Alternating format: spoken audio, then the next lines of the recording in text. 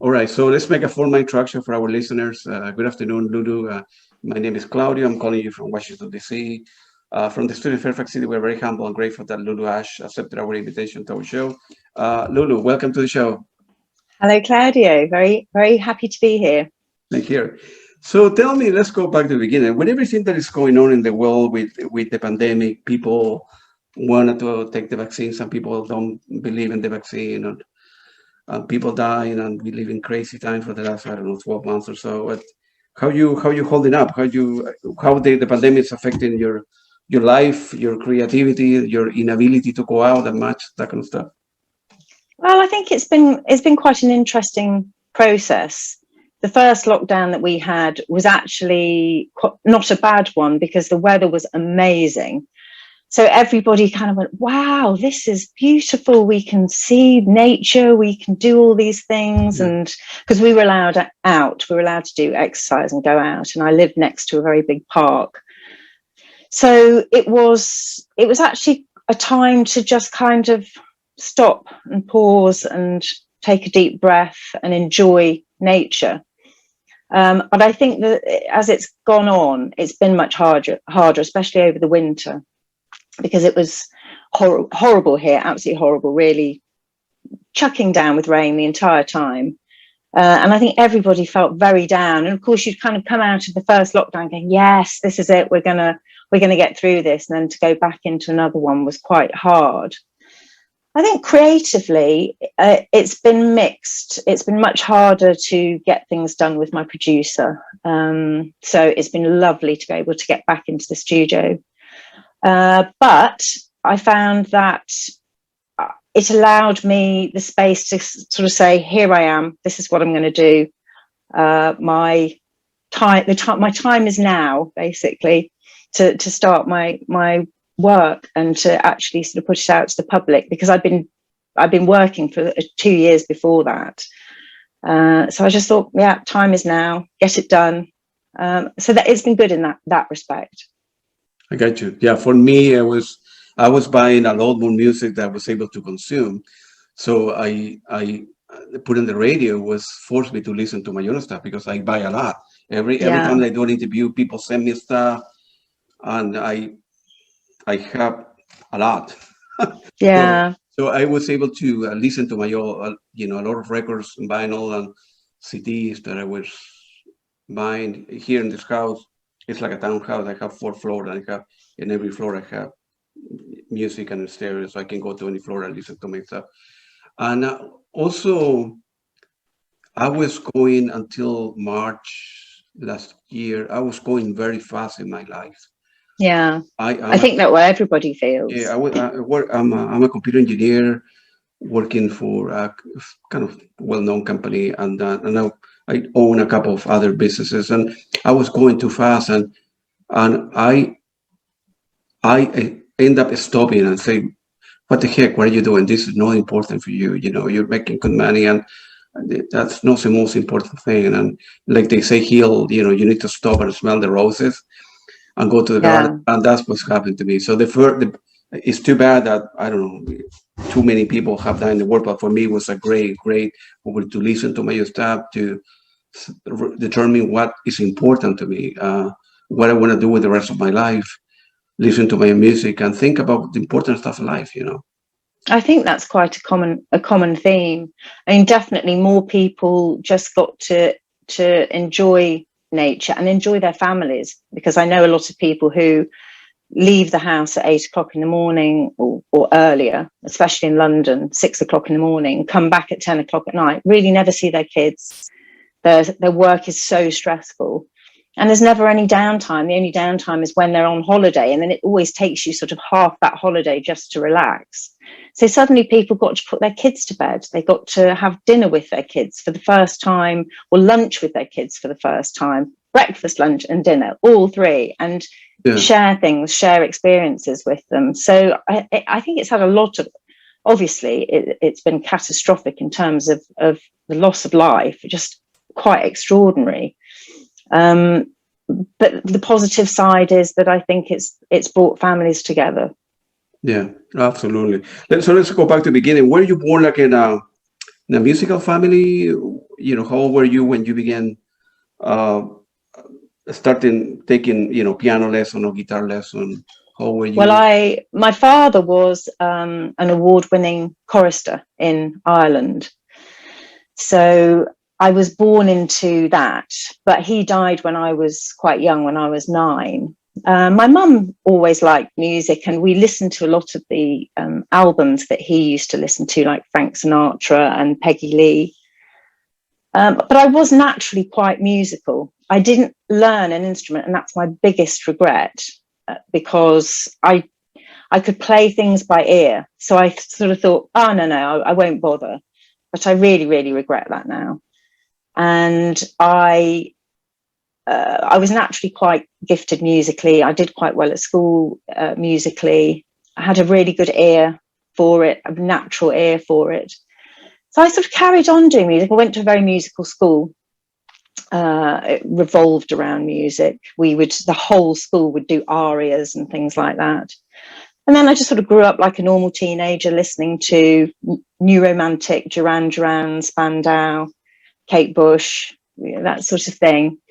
And it really slipped by the wayside. I did the odd choir at university. It sort of disappeared out of my life. And it's only really just been recently that I've picked it up again. And that was an accident, because it was down to my children studying music that I ended up getting back into it. And it's been a revelation. It's been wonderful. But in between, right, kind of college, university, we go here, and then when you release your first single, people, I suppose that, I don't know if it came from you or somebody else, but you have an unbelievable voice, and that developed over time. It's not that you wake up, March 1st, 2020, you say, man, I want to be a singer.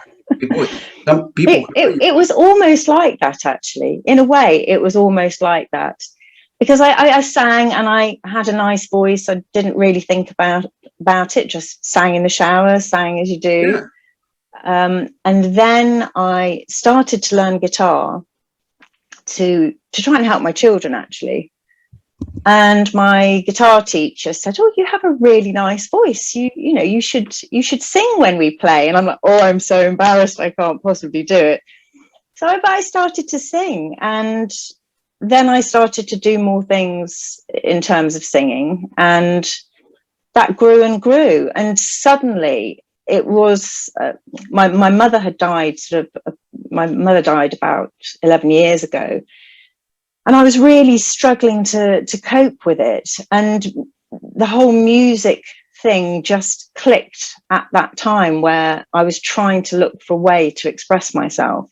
And I just couldn't. I couldn't find anything. And suddenly I discovered music again, thanks to this guitar teacher, who actually I then ended up singing with, which was wonderful. And that helped me songwrite. But it was superb for me, because it meant that finally I had a voice and I could express all these things that I didn't know how to express by writing songs and singing my heart out and doing harmonies, which are wonderful, So, where in what part of your life were you in a band together after? Yes, we were in a duo, an acoustic duo, for about 4 years, actually.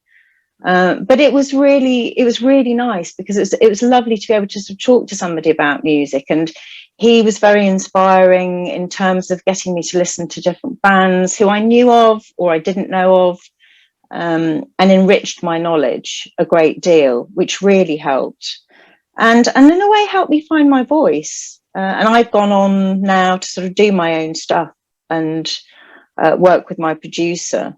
But there's nothing better than being able to talk to somebody about your passion. If you can't, you feel very pent up, but just to have someone go, "Oh, I know exactly. Oh, this is really good. Have you listened to the guitar riff on this? Is amazing. The vocals on that are superb." It really lifts you and inspires you.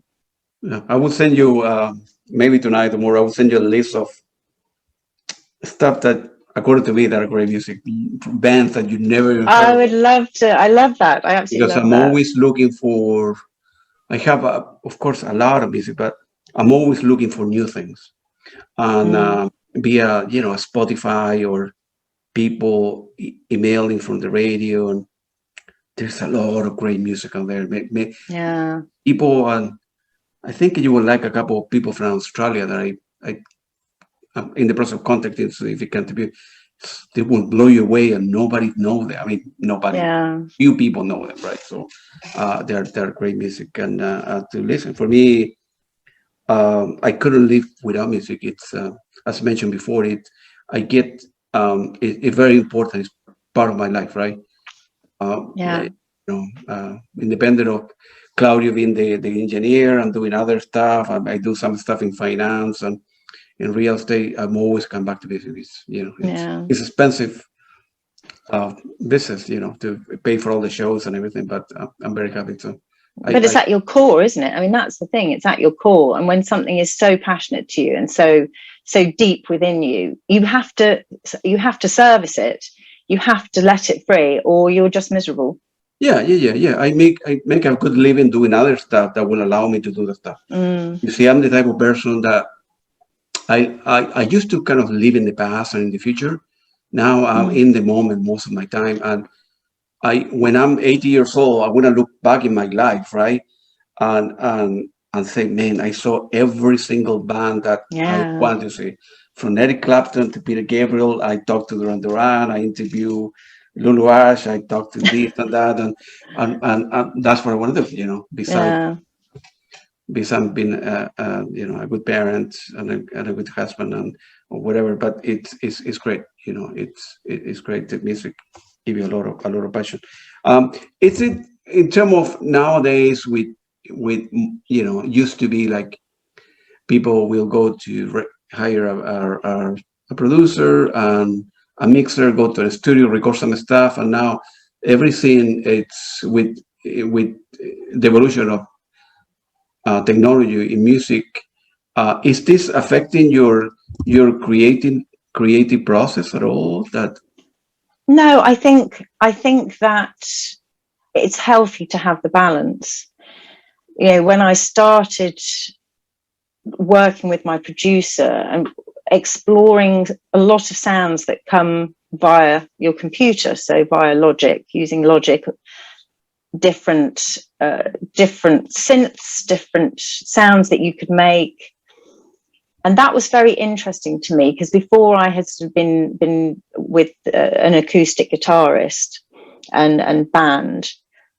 So that excited me. New sounds, very much the Kate Bush thing of experimenting and just reacting to the sound within you.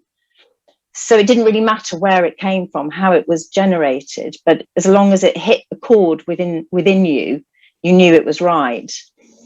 And then as we moved on, I found I craved more instrumentation, more true instruments. So I love strings, absolutely love strings. I cannot play a violin. I wish I could, but the sound of it just does something to me, really kind of makes the hair stand up on the back of my neck. So we got a chap in to do a full string section, and suddenly the whole thing is lifted. And I love the idea that I can go out and record something in my environment. I can bring it back and I can include that in my track alongside an acoustic guitar, an electric guitar, violins, cellos. I love that it's mixed, that you can do whatever you want, anything that inspires you. So I think that there's something to be said for all of it. It all has a good balance. I think the only problem is when it's things like TikTok and there's the creation of this wave down to a sample that's put on social media, and it hits some sort of button and it's off, and then you lose something. Then it's all very processed. But I think using computers is as valid as sort of using a mixing desk, as using real instruments, synthesized instruments, found organic sounds. It's all good. Yeah. Do you like social media? is social media important in your life, or the family, or your kids, or whatever? I think I don't like social media, but unfortunately, to an extent, it's a necessary evil. That I think I would struggle with some of it. I have my Instagram account is the main thing that I sort of focus on, and that has actually been lovely because I've got to meet you, for example. I've got to meet lots of people from all over the world who come to me and say, I really love what you're doing, or have you heard this track by so and so? I think you'd really like it. Great conversations with people I would not meet because they don't live anywhere near to me. Yeah. You know. Yeah, it's a necessary evil. That's the best way to put it. Although I'm an engineer and I spend my life, with computers and it's terrible. It's I don't know. It's very consuming, and that's the problem. Is that once you do one thing, just the follow up from that one thing can then completely consume your time. But I remember having a conversation with a friend of mine. Well, I was at art college for 2 years, and he was a superb artist and a young man, 25 or 30. And he said, I cannot stand, I'm not going to use social media. I will not put my stuff out there. And I said, I totally understand what you're saying. But if you look at it from the perspective of the fact that if you do put your stuff out there, even if one person hears it who may never have otherwise heard it, to me, that is great. Because that's what I want in the end, is for people to hear it and go, oh gosh, I completely understand what I'm hearing here. That connects with me. I remember feeling like that, or I felt like that before, or I've never felt like that, but I have such empathy for it. That's what you're trying to do. You're trying to connect with people. Yeah. And social media does allow you to do that. And by completely denying the existence of it, you are unfortunately limiting yourself. Yeah, absolutely right. So it's a big difference, not spend it, 2 hours a day like some people do, replying to messages and stuff like that. But at least, having a profile there where people can see sometime picture, or I'm working in a new single or whatever. Yeah. The same go for Spotify, right? So most of the artists don't make any money off Spotify because you need to have like $1 million. Oh, it's ridiculous. $10 check, right? But for me, right, as a consumer, it's the great tool because, from your stuff, they can recommend me this and that, and many artists I've never even heard of it, but via Spotify allow me to get to know a daily mix. And I'm always, as I say, I'm always looking for new artists, new ways, from different countries, from different voices, and yes, it sends you on a chain, and that is quite useful. I've discovered new artists that way as well, who actually I really listened to a lot for a while. A lot of the Scandinavian artists like Aurora and Agnes Obel, who I'd never heard of before. And suddenly I was listening to them going, oh, I love what they're doing. I love the harmonies on that. I love this. Yeah. And obviously inspires you. So that is very useful. Yes, but Spotify is a tough one. Yeah, I have interviewed about 4 people from Norway that otherwise, if it wasn't from me researching and going at night listening to stuff, it's a lot of great music out there, Lulu. Yeah, Scandinavian music. There's a lot to be said. There are really good artists out there. I noticed in the website you describe your creative process as a cinematic soundscape written for art. Please feel free to elaborate. I know exactly what it means, but feel free for the people. Yeah, I think it really started, I suppose, from my love of harmonies. I love that slightly choral feel. I love instrumentation that floats and takes you away, and harmonies and vocals that float and take you away.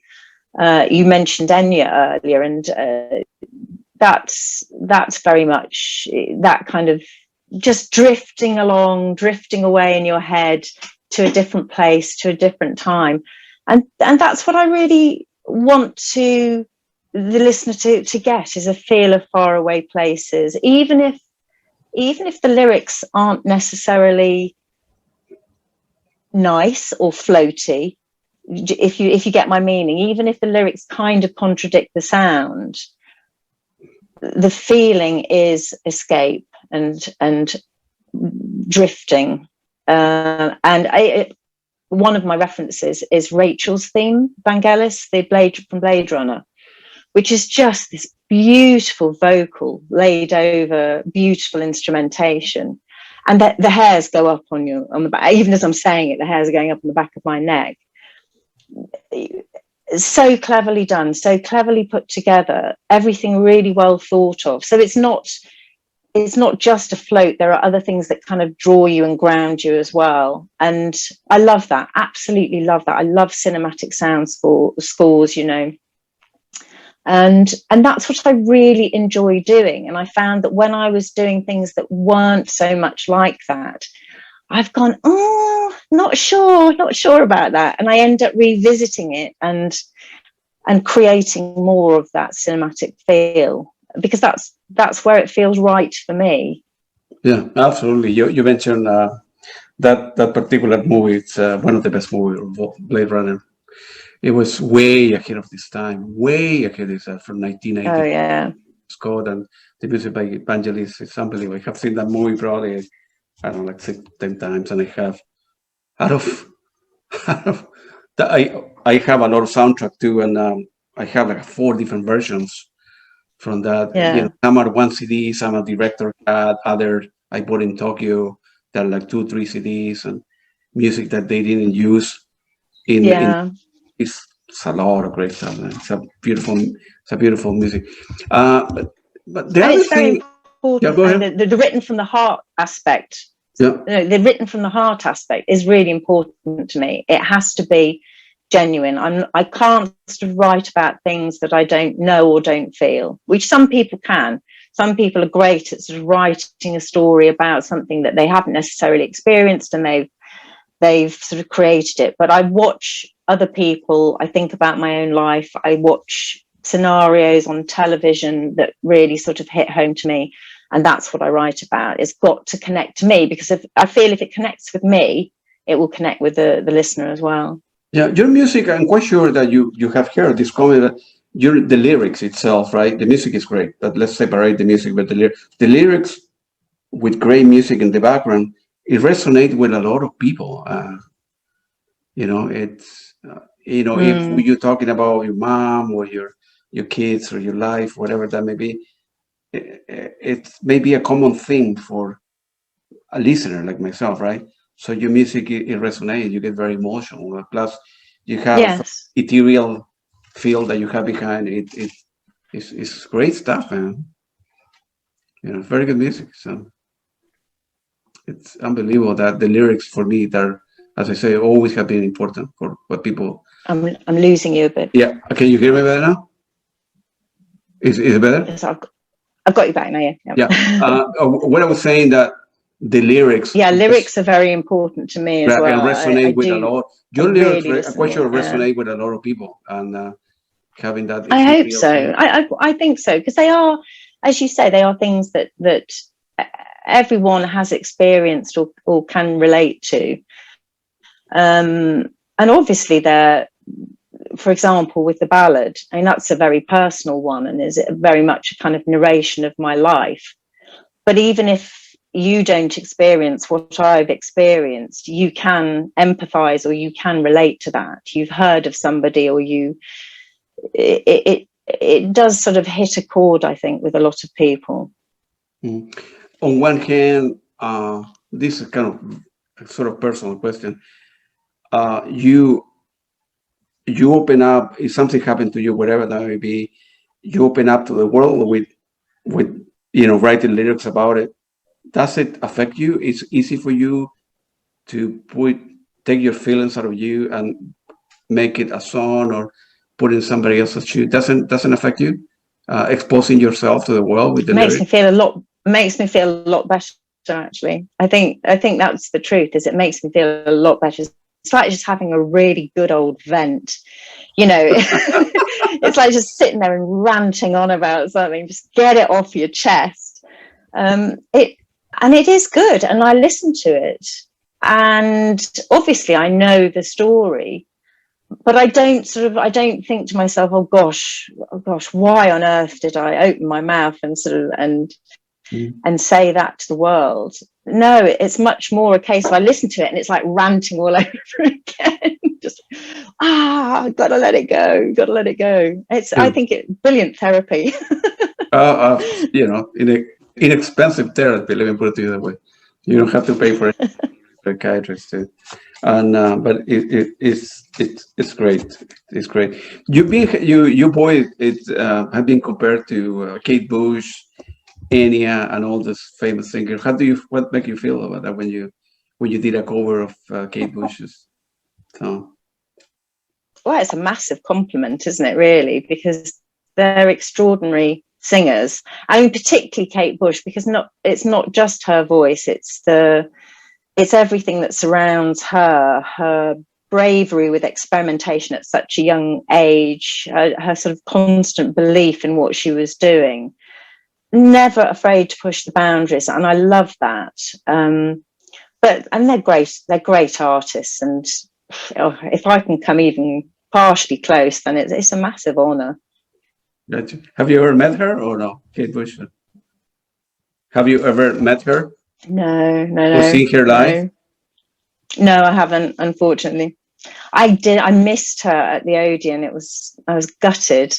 It was the like tickets sold 3 or out 4 years ago, right? Second. 3 or 4 years ago, she did like 10, 12 gigs, and then she disappeared again. Right? I don't know if the internet connection is good. Yeah. Can you hear me? Yeah, that was it. Nothing before, nothing after. Yeah. To just straight. Yeah, I never seen her, and of course, that when she announced it, 12 gigs, like 3 or 4 years ago, when the ticket went like that very fast. People pay any kind of money to see her, and the ticket went very, very fast. So, and so. I don't know whether you can hear me. I've completely lost you. Can you? Let me see if I need to move to a different room. Can you hear me better now, or?